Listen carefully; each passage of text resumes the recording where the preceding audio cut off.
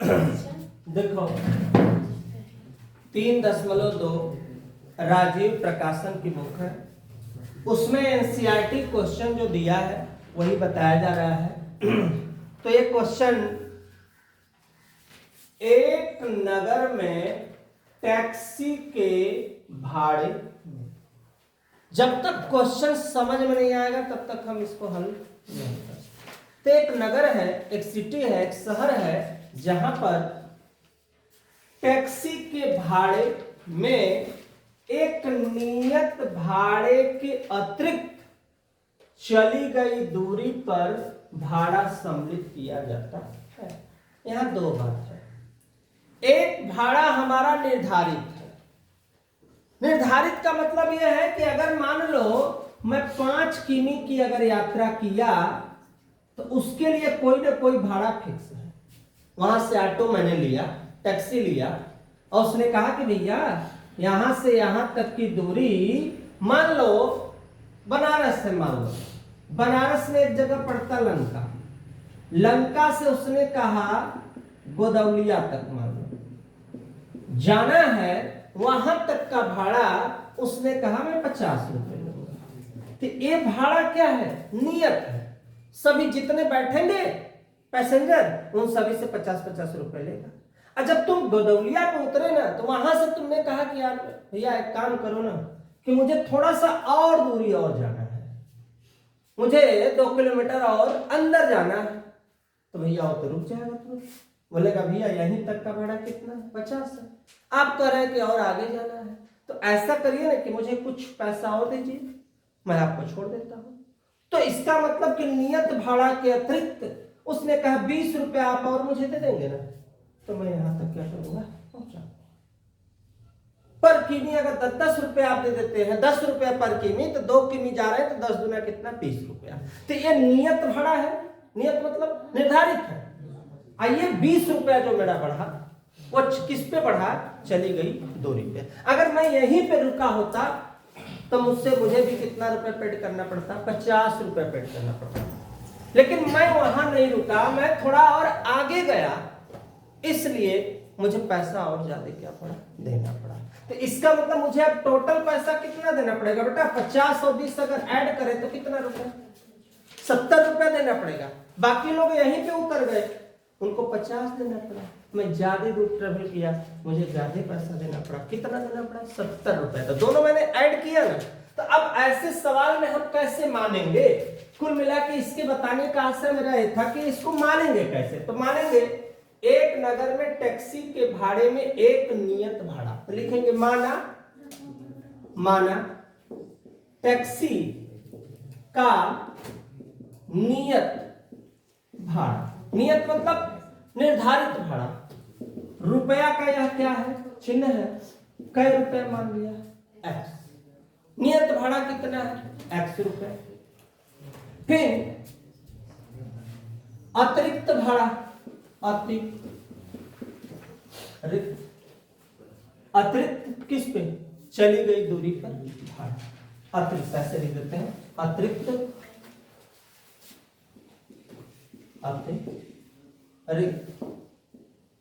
चली गई दूरी पर क्या चाहिए बेटा? भाड़ा। कितना रुपया मैंने मान लिया? कोई दिक्कत? x रुपया निर्धारित है प्रति किमी, जितना किमी जा रहे हैं उतना रुपया मुझे वाई देना है। अब सम्मिलित किया जाता है कितना? 10 किमी की दूरी के लिए भाड़ा कितना दिया? 105। तो उसके पास तो भैया ये तो हो गया मेरा कौन सा भाड़ा? टैक्सी का नियत भाड़ा। फिर एक्स्ट्रा चले कितना? 10। तो 10 किमी चले, अतिरिक्त चली गई दूरी पर भाड़ा 10। इसका मतलब 10। कुल कितना दिए मैंने? 105।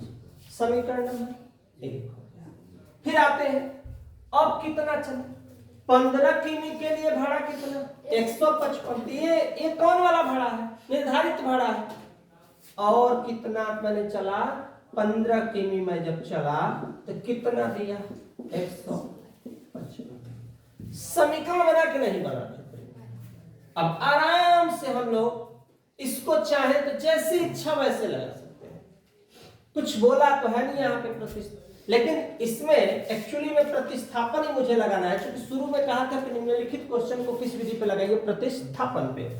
समीकरण नंबर कैसे बेटा, समीकरण नंबर 1, x प्लस 10y बराबर 105, प्लस जब उधर गया तो क्या हुआ बेटा, माइनस।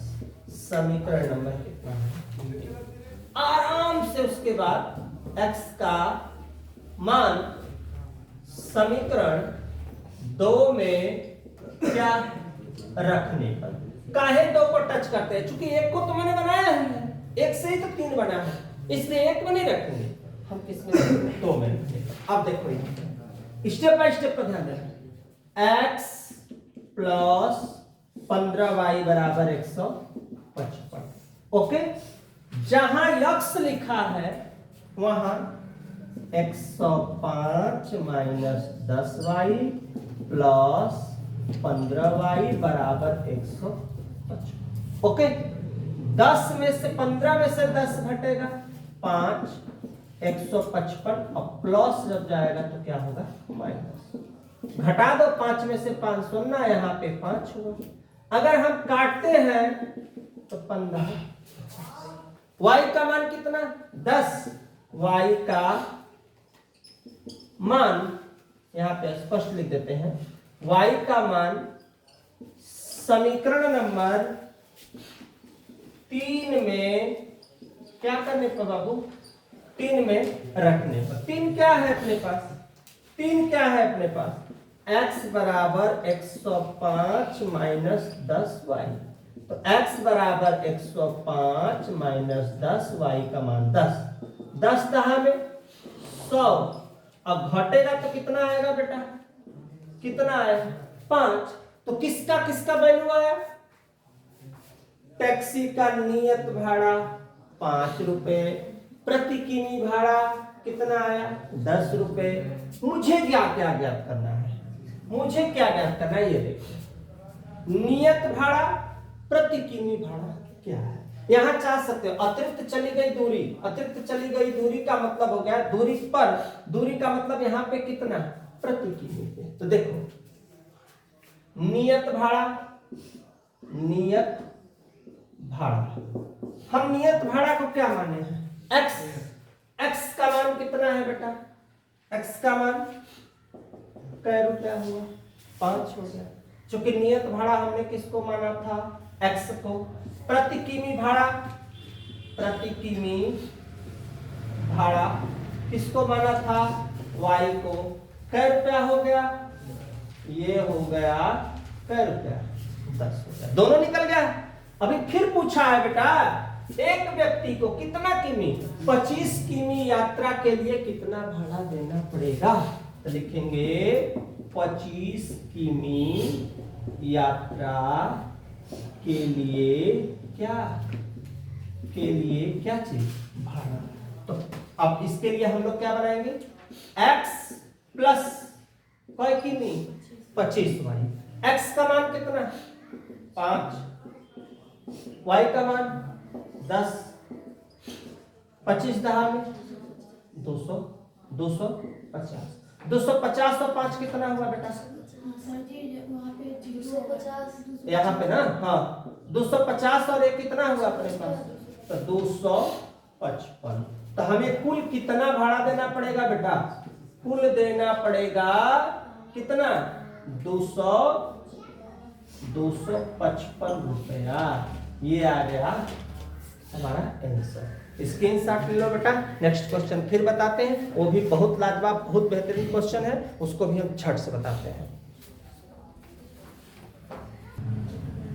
हाँ बेटा देखो ये क्वेश्चन बहुत बेहतरीन क्वेश्चन है।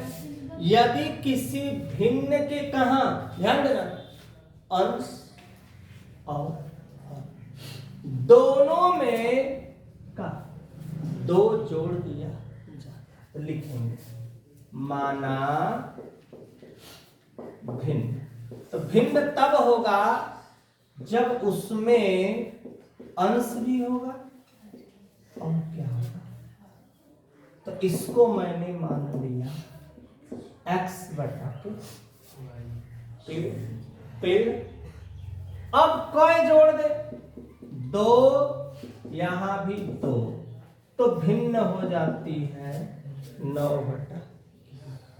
बनाते हैं इसको क्रॉस मल्टीप्लाई, 11 एक कम 11 दूना 9y, 9 दूना अक्षर के संगे अक्षर, अंक के संगे अंक। 11x प्लस आया तो माइनस, या हम एक काम अच्छा छोड़ो रहने दो, 11x माइनस 9y, 22 में से 18 घटेगा तो -4, समीकरण नंबर। कहां तक हम पहुंच गए? यहां तक पहुंच गए। फिर लिखेंगे, देखो ध्यान से पुनः, यदि अंश और हर दोनों में कितना 3 जोड़ दिया है, फिर से 3 ऊपर 3 नीचे जोड़ दिया जाए तो कितना 5 बटा 6। फिर क्रॉस मल्टीप्लाई, 6 एक कम 36, 5 एक कम 5, 5 3 5। क्रॉस मल्टीप्लाई पे ध्यान देना, प्लस आएगा तो क्या माइनस। एक काम करते हैं, चूंकि हम इसको प्रतिस्थापन पे लगा देते हैं, एकदम सटीक बैठेगा। कैसे? 5y प्लस 15 प्लस गया तो क्या होगा 6x, 5y, 18 में से 15 घटेगा 3, ये 6 हो जाएगा, इसके कहां, इसके हो जाएगा नीचे।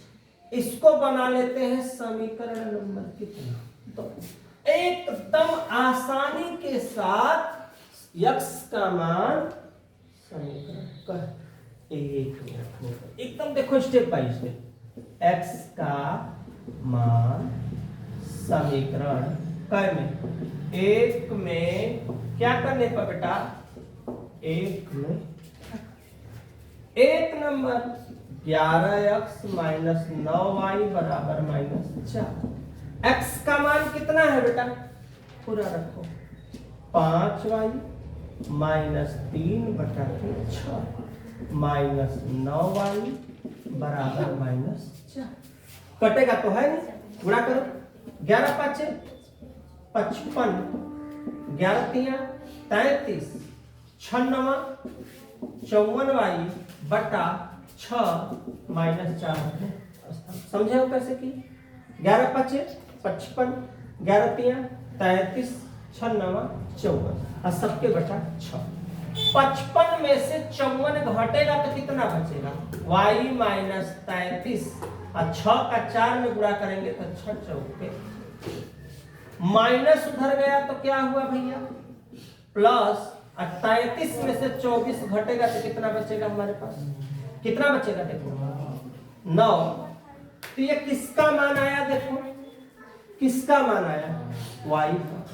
अभी मेरे पास x का मान नहीं ना आया है, y का मान समीकरण 1 में क्या करने पर रख।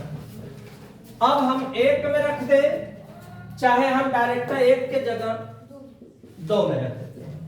तो 2 में जब रखेंगे तो x बराबर 5y माइनस 3 बटा के 6, 5 y का मान कितना है बेटा 9 बटा के 6, 5 9 45, अब 45 में से 3 घटेगा 42, अब कटेगा तो 6 7।